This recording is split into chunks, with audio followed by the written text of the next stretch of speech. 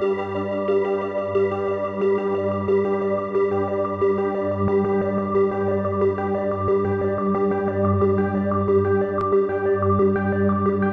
Kisuling. Nama saya Denis. Nama saya Yoga. Apa yang kami alami ini kami bicarakan dalam mobil dalam perjalanan pulang. Karena kami menghindari membicarakan hal ini di dalam lokasi yang ini adalah rumah mereka.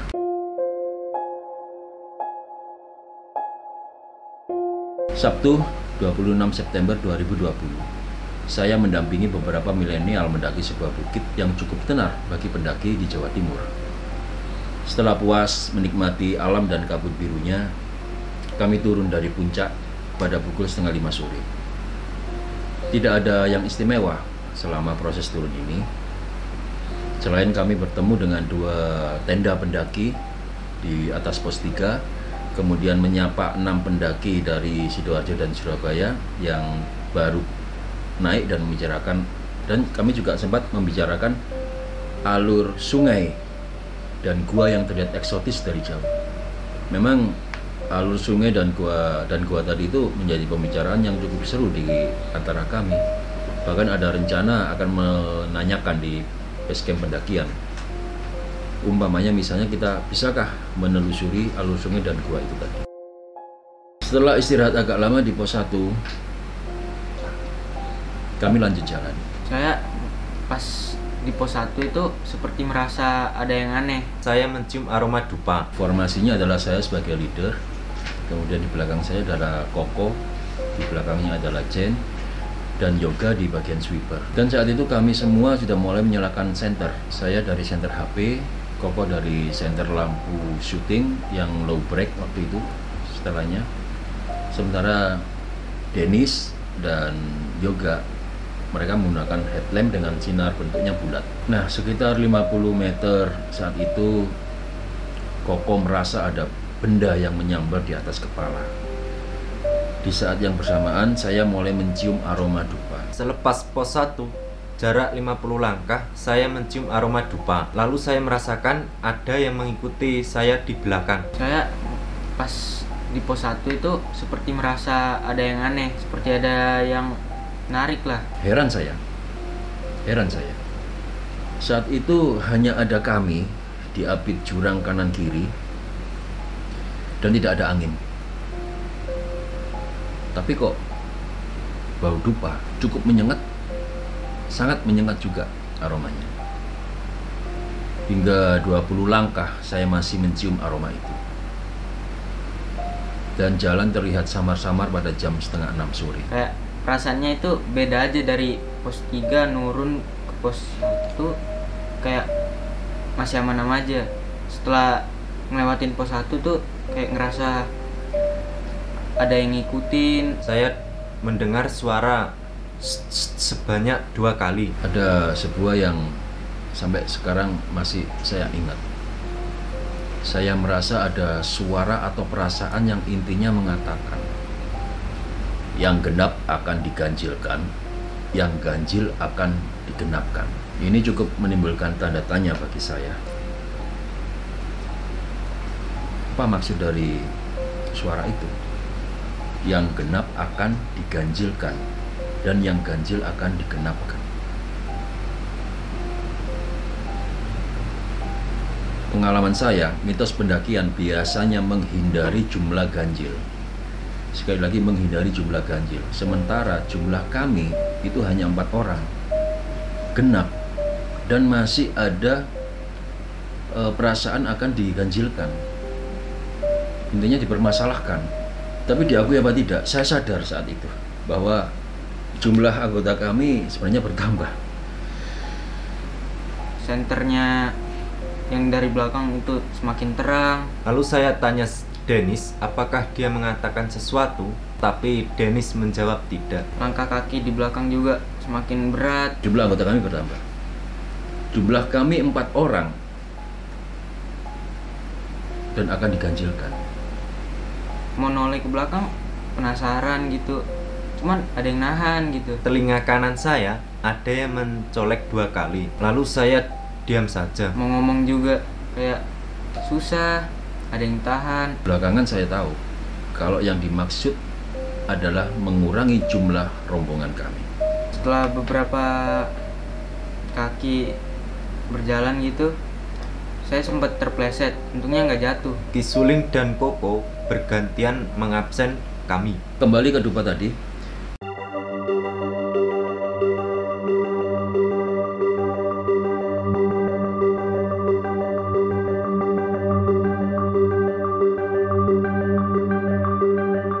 saat itu saya putuskan untuk mulai mengabsen dari anggota sweeper karena saya memikir aroma dupa di suasana seperti itu bukan aroma yang normal, bukan aroma yang biasa gitu ya. Akhirnya saya putuskan untuk mengabsen anggota karena saya tidak bisa melihat dari anggota yang ada di belakang, maka saya mengabsen melalui sweeper, yaitu Yoga. Setiap kali saya tanya Yoga, maka dia akan menjawab aman. Proses absen sih dengar. Setelah ada absen, saya langsung respon jawab aman, bos. Kemudian depannya juga Dennis, dia akan jawab aman. Walaupun jawabannya agak lama juga dia jawab responnya tadi. Tetapi Dennis selalu menjawab telat. Kayak mau nyaut ditahan gitu, ditahan. Makanya pas nyautnya itu telat. Ketika saya nanya Koko juga aman. Berarti tidak ada apa-apa. Cuma yang menjadi permasalahan adalah Dennisnya. Kenapa dia menjawabnya agak lama? Apa karena dia anaknya pendiam sehari-hari atau seperti apa? Fokus jalannya itu saya pas di jalanan itu fokus ke bawah buat ngeliatin Koko. Ya udah, kelihatannya Tole sebagai sweeper atau Yoga sebagai sweeper ini juga kurang fokus. Karena beberapa kali saya lihat sinar dari senternya ini geraknya ke arah kemana-mana gitu. Nah sinarnya itu setiap perjalanan semakin terang. Terus pas nyari jalan tuh kayak Yoga kan ngadepnya ke depan tuh, nyari jalan, nyenterin pohon-pohon. Tiba-tiba yang dari belakang tuh kayak melebar gitu sinarnya. Positif thinking aja sih, mungkin Yoga nambah center gitu. Langsung nyoroti beberapa lokasi yang ada di sekitar kita. Dan ini terus terang membuat saya khawatir juga. Ini saya katakan, sudah ya, fokus ke jalan. Jangan toleh-toleh kanan kiri. Karena habis ini kita masuk dalam hutan. Itu kata saya. Dan gelap sudah mulai turun, mulai mengurung kami, mengepung kami kegelapan itu. Sementara posisi kita waktu itu di batas vegetasi, dengan kanan kiri masih di jurang, kanan kiri masih ada jurangnya. Nah akhirnya lanjutin perjalanan. Akhirnya kita masuk hutan. Tapi saya tahu dan saya merasa anggota kami bertambah. Ada sesuatu yang berjalan di belakang Yoga. Ada sesuatu yang berjalan di belakang Yoga. Sesuatu yang membuat kurang fokus dua rombongan di belakang, yaitu Dennis dan Yoga. Kelihatannya dua anak ini nggak fokus. Dennis, anggota termuda ini kemudian terpeleset pertama kali. Saya melihat Dennis terpeleset untuk pertama kali dan langsung saya katakan supaya Dennis fokus. Saya tahu itu. Dan Yoga dengar memperingatkan dengan agak keras agar Dennis bisa fokus. Tetapi Dennis nggak menjawab. Yoga sebagai sweeper, kelihatannya dia merasa sesuatu sehingga dia ngomong, Dennis fokus, tapi Dennis nggak menjawab. Sementara saya dan Koko tetap ngobrol tentang jalur yang makin rapat vegetasinya. Kita mulai masuk hutan dengan vegetasi yang bermacam-macam. Memang pada pemberangkatan jalur hutan itu kita lalui. Tapi pada saat malam situasinya dan suasananya berubah gitu. Sampai di suatu titik kami bertemu dengan beberapa rombongan pendaki di dalam hutan itu. Ada sempat ketemu 6 pendaki sih. Kami bertemu dengan 6 orang pendaki. Nah, yang satunya itu membawa gitar. Mereka tampaknya tergesa-gesa. Kayak terburu-buru habis ketemu sesuatu gitu yang aneh. Mereka berjalan cepat, hanya sekilas melihat kami.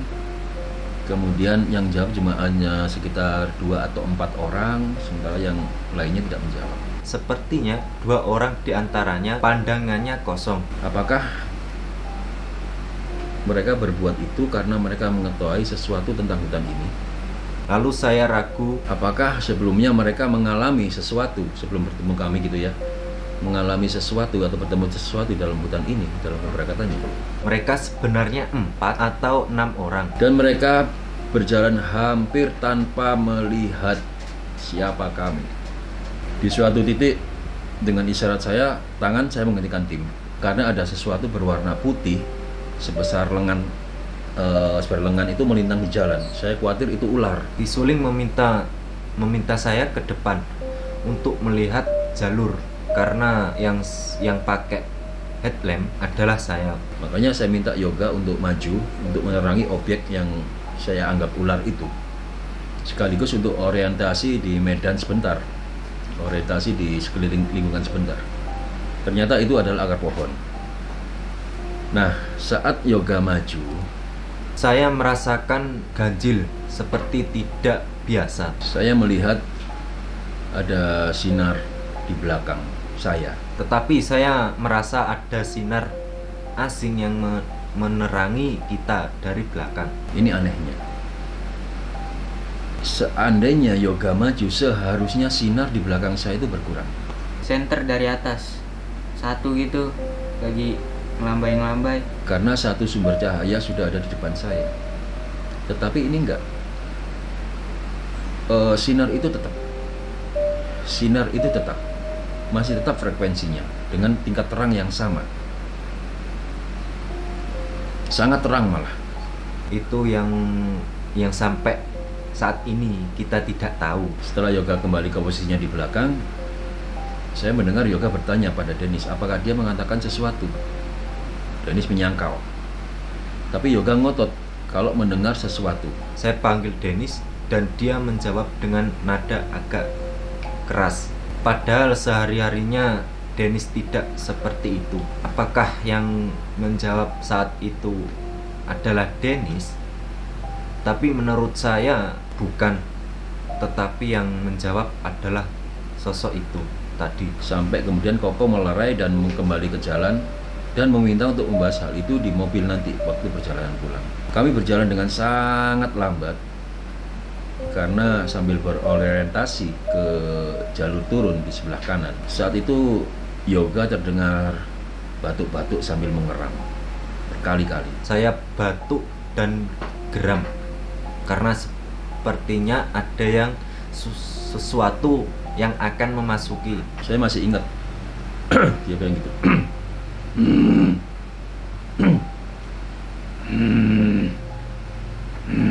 Saya dan Koko bergantian mengabsen jumlah tim. Lagi-lagi Dennis yang telat menjawab. Nggak bisa jawab, udah kayak ngantuk gitu perasaannya. Padahal semangat aja sebelumnya. Waktu itu saya berpikir ini anak kok macam-macam ya di suatu situasi seperti ini, kondisi seperti ini kok masih juga main-main atau berguru dengan cara seperti itu. Dan Dennis menjawabnya selalu telat kalau ada absen gitu.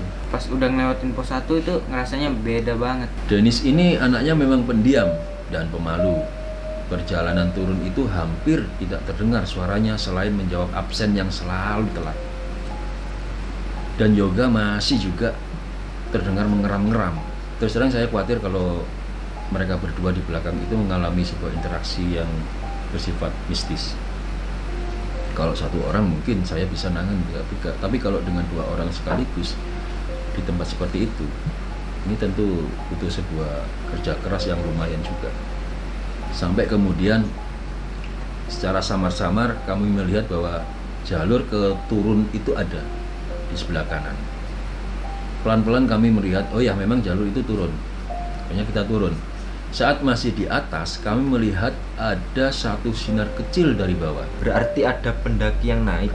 Nggak terlalu jelas sih ngeliatnya, soalnya masih ngeblank gitu. Sekaligus kami mengetahui bahwa jalur kami sudah benar. Dan kami menyangka ada pendaki yang akan berpapasan di tengah jalur naik nanti. Jadi dia naik dan kita turun, kita akan berpapasan di sebuah titik di situ. Tapi sinar itu tidak bergerak. Sinar itu tetap dan tidak bergerak. Sampai di titik sinar itu ternyata kami menemukan dua orang. Yang ternyata dua orang yang sudah berumur. Seorang bapak dan seorang ibu. Hanya yang bapak yang membawa headlamp dan tas keril, tas pendaki gitu. Sementara si ibu tidak menjawab apa-apa. Saya noleh ke situ, kayak aneh aja mereka. Kan luas gitu. Logikanya kan luas. Terus masa mereka berhenti, nggak lanjut jalan gitu, nggak nyapa, diem-diem doang, kaku. Saya sempat melihat wajah mereka berdua ketika kemudian sebagai etika pendaki kan kita akan menyapa gitu ya. Saya ngarahkan sedikit senter ke badan mereka dan sekilas saya melihat pada wajah bapak itu yang terlihat pucat dan tua. Mereka melihat kami dengan tajam. Saya hanya melihat wajah ibu tadi yang menatap kami dengan aneh. Terus tatapannya kayak heran, kayak ngeliat hantu gitu. Nyaris tanpa keramahan seperti sesama pendaki. Headlamp mereka dimatikan. Dia tidak membawa peralatan pendaki saat itu. Dan mereka menjawab kami dengan berat. Di mobil, Ki Suling menyatakan tidak melihat dua orang itu mendaki karena tidak ada sinar yang naik lewat jalur itu. Kemudian Denis terpeleset ketiga kalinya.